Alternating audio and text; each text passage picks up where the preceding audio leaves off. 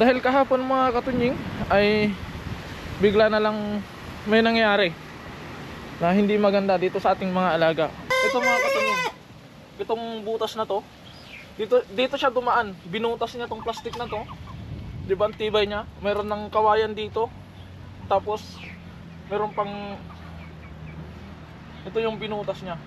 Yung plano ko na palawakin sana yung kulungan na papunta dito ng hindi na yun mangyayari mga katunying, kasi ang gagawin ko na, yung gagamitin kong materials para dito ay gagamitin ko na doon para mas tumibay pa yung doon mga katunying.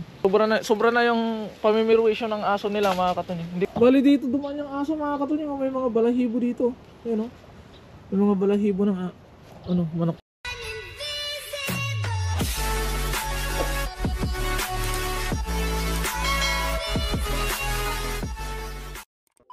So what is up mga katunying, another day, another vlog. At syempre welcome back sa ating YouTube channel. At kung ngayon lang pala kayo napadpad sa aking YouTube channel mga katunying, ay inanyayan ko kayo mag-subscribe at click ang notification bell para ma-update kayo sa mga susunod pa nating video.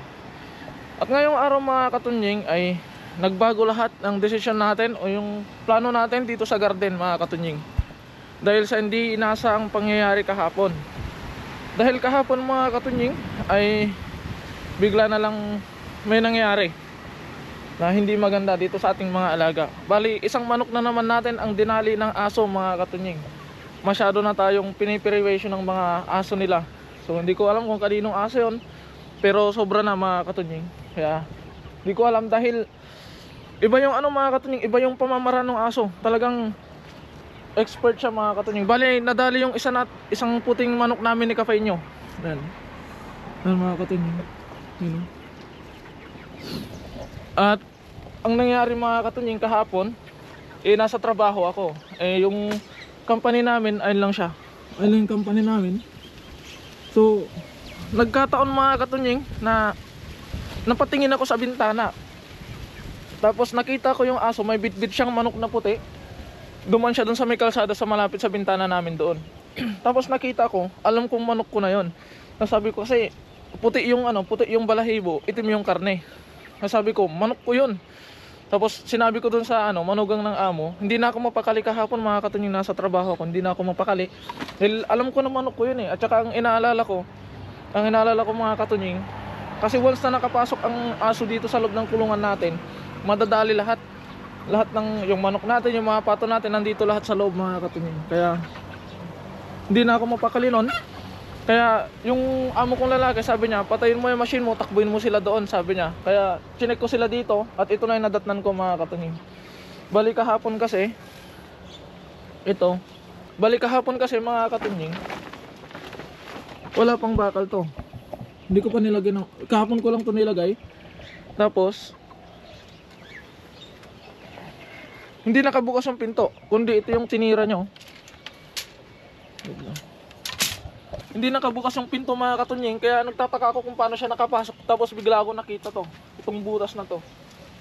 Muna natin. Baka madaganan niya ako.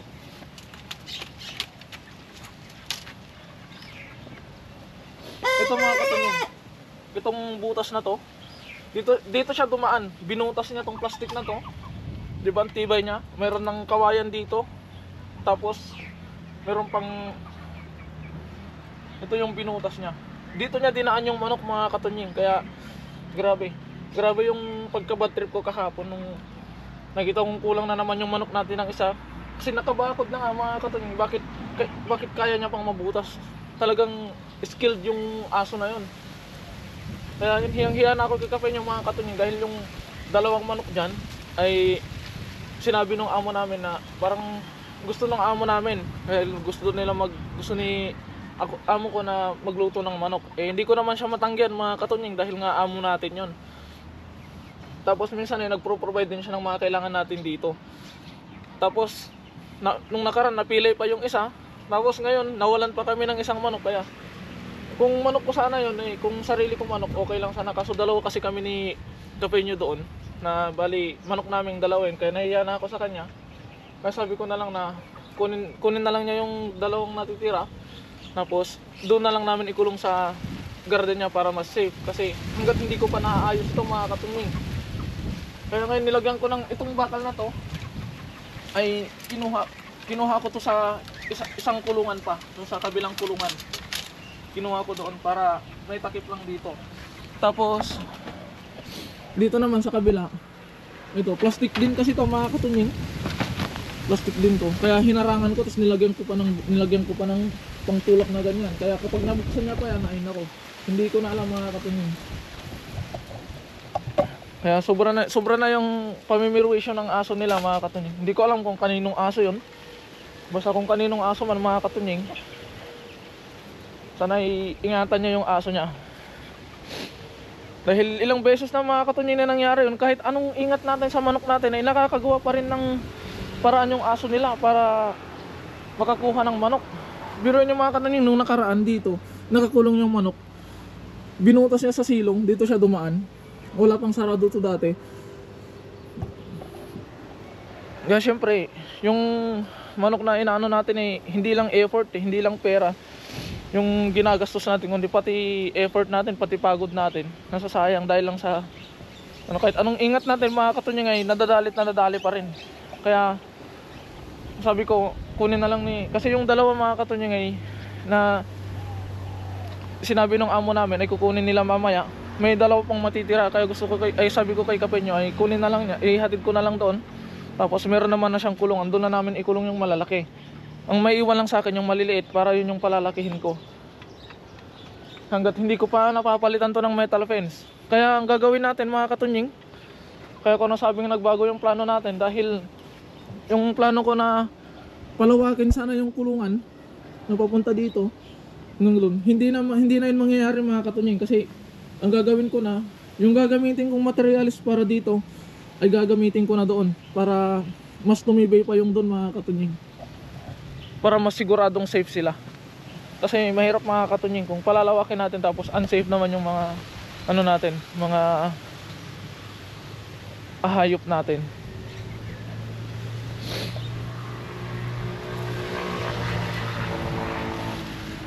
Kaya ayun, nakakasama lang ng loob dahil yung pinaghirapan natin ay hindi natin napakinabangan. Bali, ano pa naman yun mga katunying, ang laki pa naman ng manok na yun. Kasi ang laki ng puti na yun. Pero wala. Sabi nga nung amo ko kahapon mga katunying pag nahuli ko daw yung aso dito sa garden yariin ko na, tapos ilibing ko na lang dito, ibaon ko na lang dito sa garden mga katunying.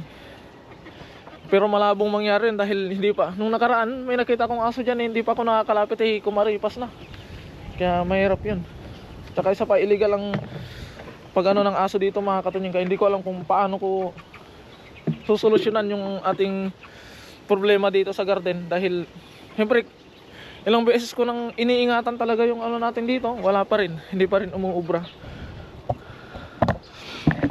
Kaya kung meron kayong suggestion na pwede kong gawin doon sa mga aso na yon, ay baka pwede yung may suggest mga katunying para may apply natin dito sa garden para sa dagdag seguridad ng ating mga alaga. Dahil yung mga fence na ginagamit natin ay baliwala sa kanila mga katunying, nagagawan pa rin nila ng paraan para mayari yung ating mga manok. Ayun mga katunying, papakain na tayo ng ating mga alaga. Kahit anong gawin nating ingat talaga. Kahapon hindi na ako makapokus mga katunying sa ginagawa ko kasi iniisip ko kung paano ko susolusyonan yung matagal ko ng problema dito sa garden. Nakikinabang aso ng iba.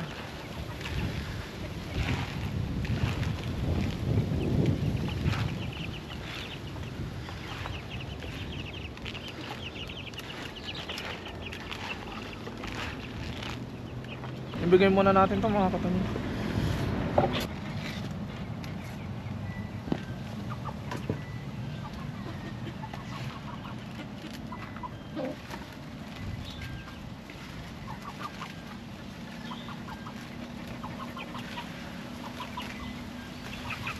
So ayun na nga mga katunying, sumapit na naman ang oras ng ating pagpasok. Kaya ayun, in-update ko lang kayo sa ano nangyayari dito sa garden. At yun nga yung plano na naman, hindi na matutuloy yung pagdudugtong natin ng kulungan. Dahil yung gagamitin nating materyales dito sa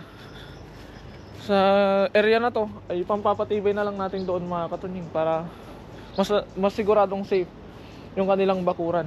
So yun mga katunying, hanggang dito lang muna ang aking update dito sa ating munting garden. Kaya ayun, maraming salamat sa walang sawa niyong suporta sa akin at sa aking mga nakasama. Mag-iingat po palagi mga katunying. God bless po. Bye bye.